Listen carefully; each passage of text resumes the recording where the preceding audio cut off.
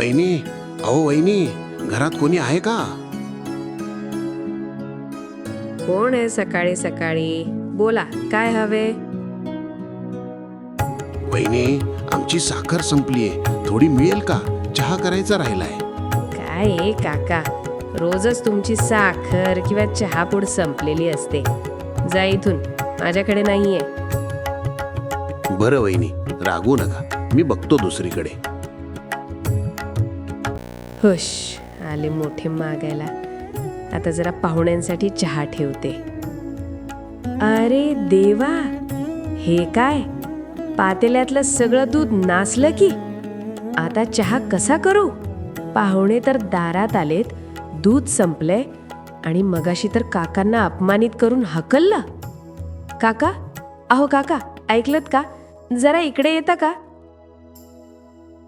या वहिनी, काय झालं? तुम्हाला काही मदत हवी आहे का? दूध हवंय का? काका, मला माफ करा, मी साखर नाकारली, पण तुम्ही स्वतःहून दूध देताय. मी खूप चुकीचं वागले. नेहमी लक्षात ठेवा, संकटकाळी रक्ताच्या नात्यापेक्षा शेजारीच सर्वात आधी धावून येतो.